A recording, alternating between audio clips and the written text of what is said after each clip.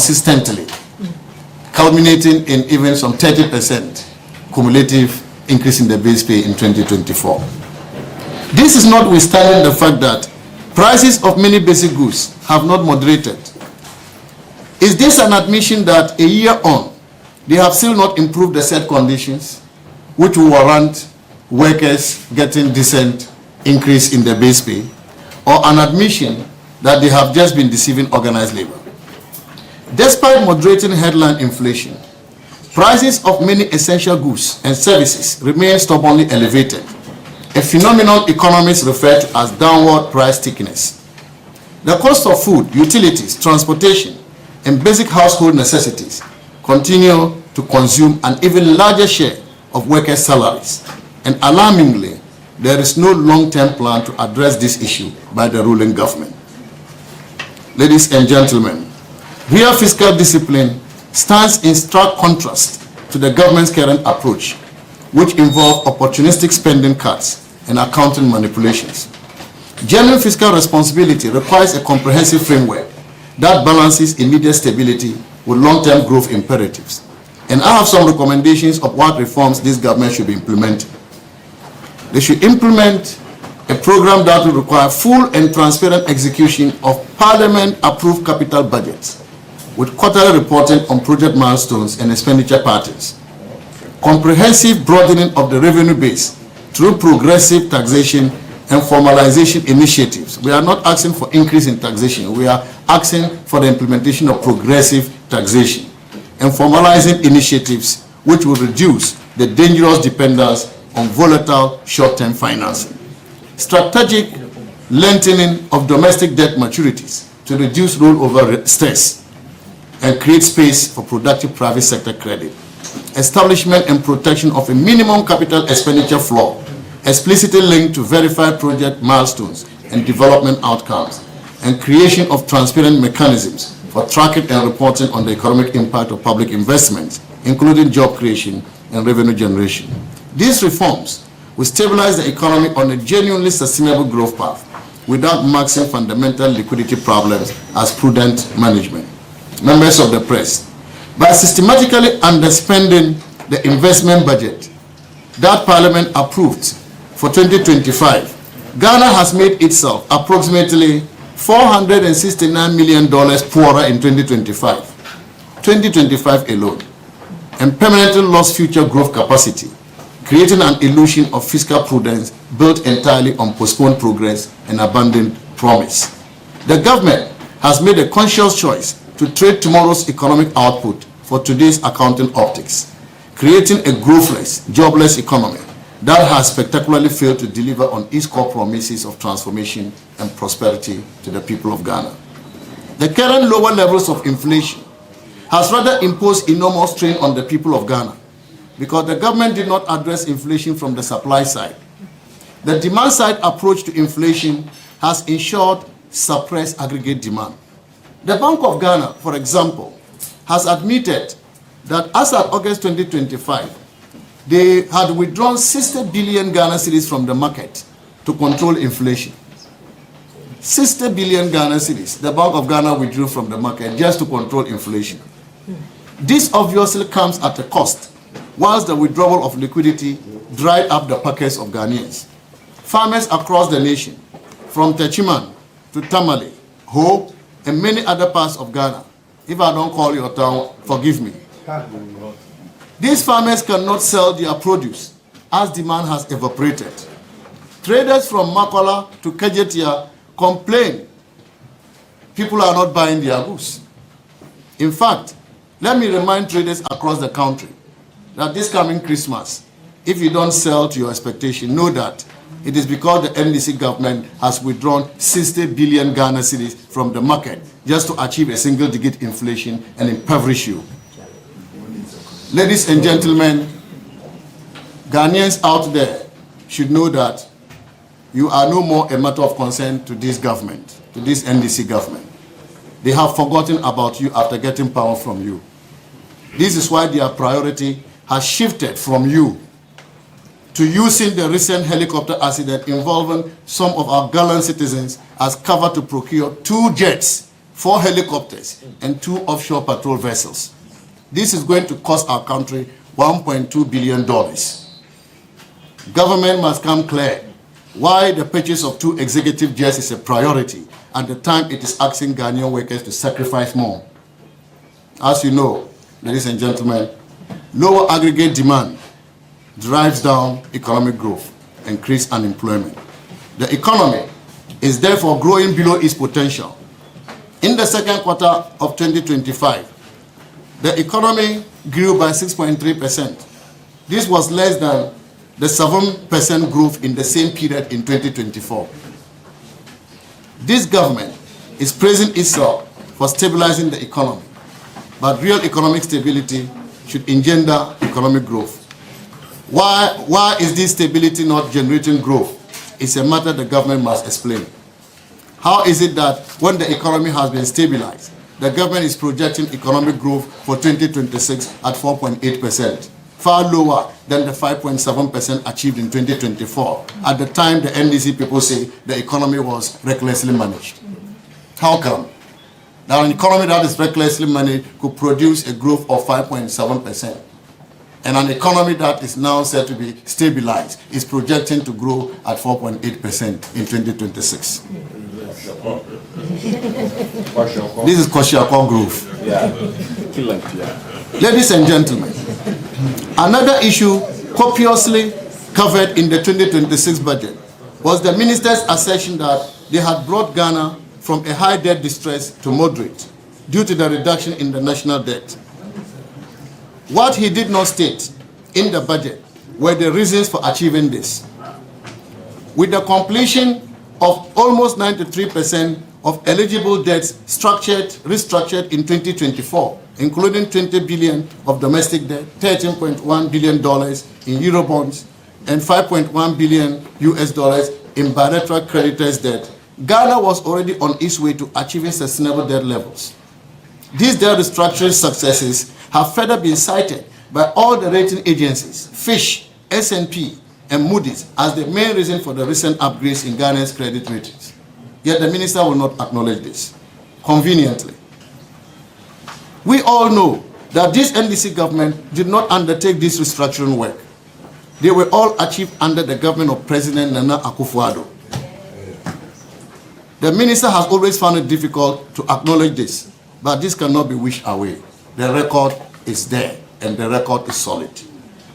The NDC cannot even claim credit for the legislation of the Independent Fiscal Council, as well as the law capping public debt to 45% of GDP by 2034, which have been hailed as mark of fiscal reforms. The bills on these matters were submitted to Parliament as part of the IMF program requirement before the end of 2024. But the 8th Parliament came to an end without considering them. What this government did was to resubmit the same content as amendment to the Public Financial Management Act passed by Parliament this year. The claim for credit for these reforms is not surprising to us. The NDC government is characteristic of this. The renegotiation of the power contracts and the lithium agreement followed the same pattern of repackaging what the MPP did and turn around to want to take credit for them. The difference, however, is that, ladies and gentlemen, unlike the MPP, the government of the NDC is presenting these renegotiated contracts which will not inure to the benefit of Ghanaians. Why do I say that? These renegotiated contracts they are presenting seek to shorten the people of Ghana. For example, we were to save $1.5 billion when we renegotiated the power contracts and submitted the revised contracts to Parliament late last year. They are now celebrating a savings of between $200 and $300 million for renegotiating the same contracts. Similarly, in the renegotiated lithium agreement, they have reduced the royalty rate from 10% negotiated by the previous MPP government to 5%. Hey. These are two cases of poor negotiation by the NDC government. Sadly, the loud silence of civil society, which were crying above their voices when the MPP was laying the lithium agreement in Parliament with a royalty rate of 10%, make me wonder if we still have independent voices in Ghana. Not even the attempt to win the sympathy of the Ghanaian people by painting the MPP's record of the energy sector as a failure can exonerate you. Your record on the energy sector in Ghana's history is abysmal. The term Dumso is your other name and owes its existence to you because of your reckless management of the energy sector. Ghanaians cannot forget so soon. The announcement by the minister that they came to meet $1.4 billion in the energy sector owed to IPPs only shows the impressive work of the previous MPP government, as we inherited $2.4 billion when we came into office in 2017. Even the $1.4 billion the government put out was the result of the many unconscionable power contracts signed by the last NDC government, which imposed take-or-pay obligations on our country, which could not be accommodated in electricity tariffs, as some of the power plants were surplus to our capacity requirement and were most of the time idle, hence the accumulated debts. Now they want Ghanaians to clap for them for potentially making savings of $200 million from the renegotiations of the same contracts, which exposed us to several billions of dollars in bills. Mr. Minister, do you really deserve our commendation for this? Not at all. Ladies and gentlemen, what remains a mystery for us is the insincerity of this government in the way they treat the people of Ghana.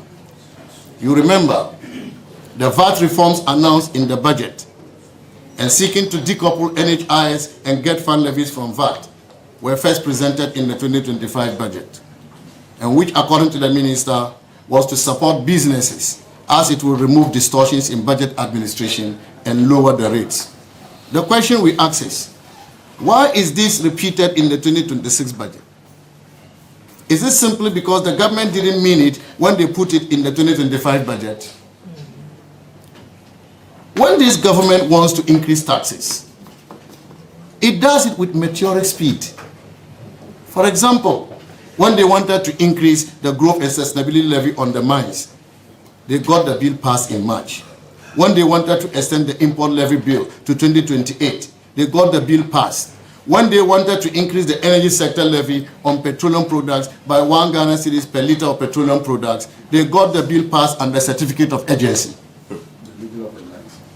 So if it is about raising taxes, there is urgency in passing the bills. However, when it comes to the VAT reforms to support businesses, the minister was too busy. The minister was too busy, as he failed to submit a bill for the amendment 9 months since the minister announced the reforms. This government does not believe in its own policy, particularly when it comes to the business community. We are not surprised, because we all know their antecedents. They are not business friendly, even if they change their colors many times. They've destroyed businesses and continue to destroy businesses. The minister, again, in this 2026 budget statement, churned out what he thinks are superior fiscal outcomes. We will wait for the actual fiscal outcome to determine the true fiscal position for 2025 and what methodology he will use for the treatment of arrears. You recall that in the 2024 fiscal framework, which was presented by the minister in March 2025, the government prepared a shopping list of arrears, some dating back to 2022, and used it to manipulate the fiscal outcomes. Events later have vindicated us when we accuse him of data manipulation. Almost 18 billion Ghana cedis of the arrears they put in the fiscal framework for 2024 could not be validated by the Auditor General. Yet this amount was part of the so-called arrears used in determining the primary balance for 2024. What a dishonest government. We are expecting the minister to use the same methodology for determining the primary balances for 2025. What is worrying is that the IMF looked on while the minister defied the methodology for deriving the primary balance negotiated in the technical memorandum of understanding of the IMF. It is very sad that the IMF went to sleep. Members of the press, the state of the economy cannot be good, as the minister wants us to believe. It is indeed associated with empty pockets and vanishing customers, sophisticated investors actively avoiding government auctions, and ministries struggling to function as they have been starved of the basic resources needed to deliver services. The path forward demands more than cosmetic adjustment or rhetorical commitment. Ghana deserves genuine economic leadership rather than broken promises, real fiscal discipline rather than opportunistic austerity, and a government that delivers results rather than excuses. For us to move forward, we must reject the false narrative that underspending equals prudence. Proper fiscal discipline means executing approved budgets transparently and not underspending in productive sectors, but delivering precisely what was promised to the people of Ghana. In less than a year, the government policy credibility is already under threat. The 133 economy that Ghanaians were sold risks being labeled 419 if the government continues its current course. Not only the 24-hour economy, but also the promise to establish a Women Development Bank in 2025 has become another 419,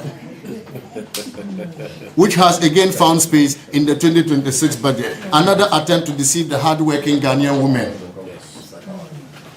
Only through credible policies, disciplined implementation, and transparent governance can we restore the confidence necessary to unlock Ghana's tremendous potential and deliver the prosperous future our nation deserves. The 2026 budget represented a critical test for the government to match its rhetoric with action, but the government chose to present even more half-baked policy ideas packaged as transformative initiatives. As a result, we look set to endure another year of fiscal indiscipline marked as prudence, despite the economic evidence demanding a change in approach.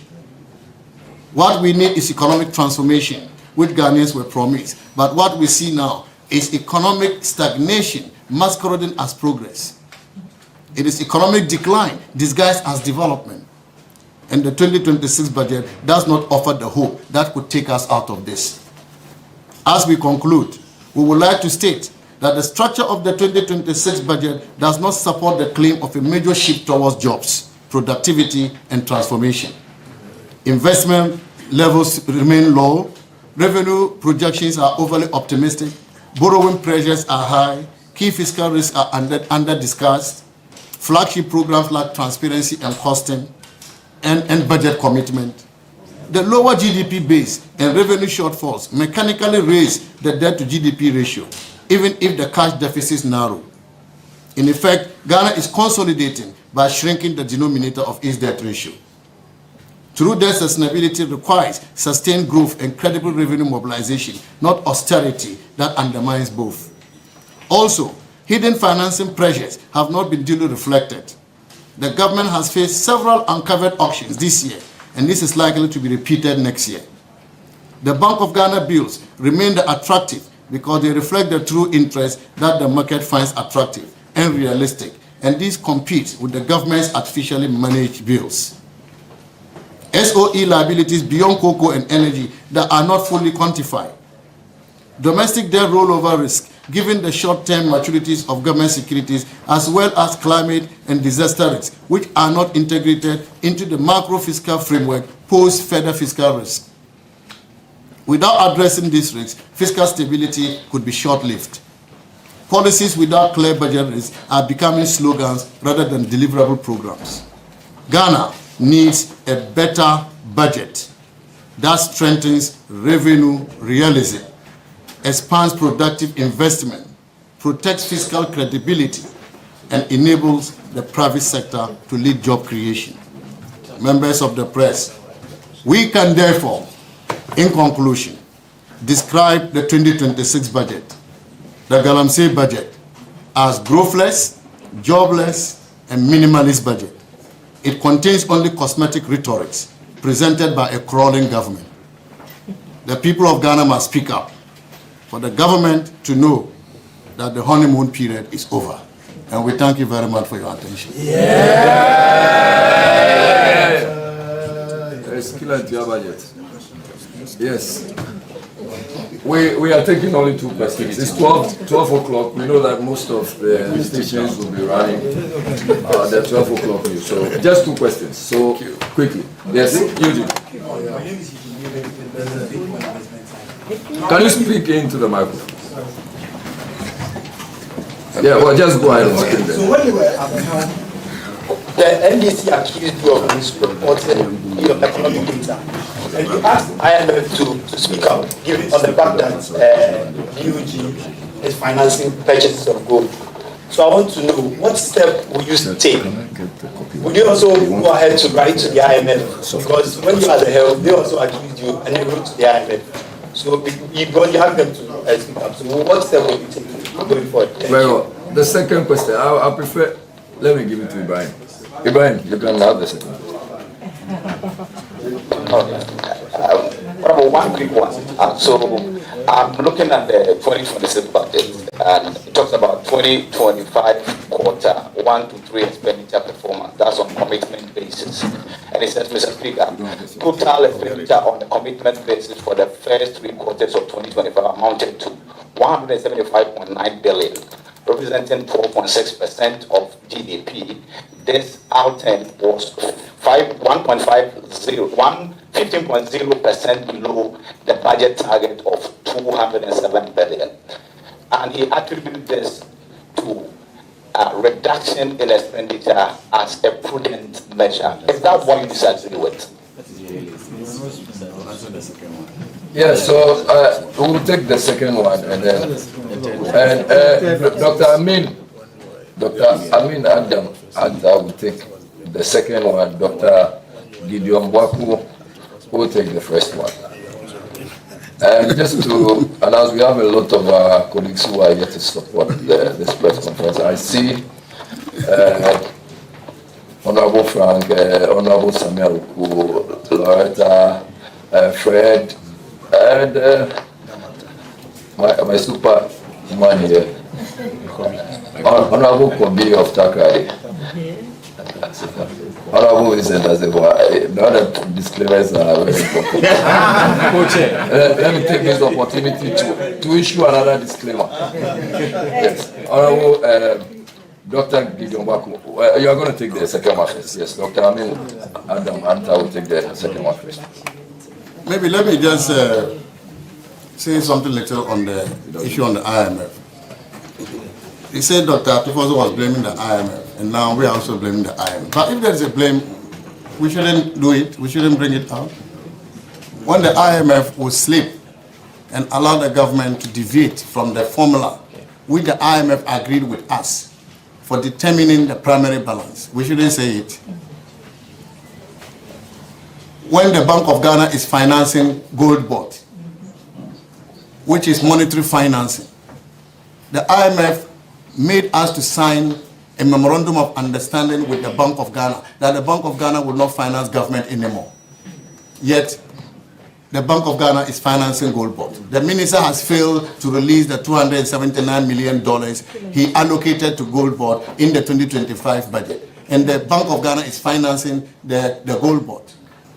This is financing of the government by the Bank of Ghana.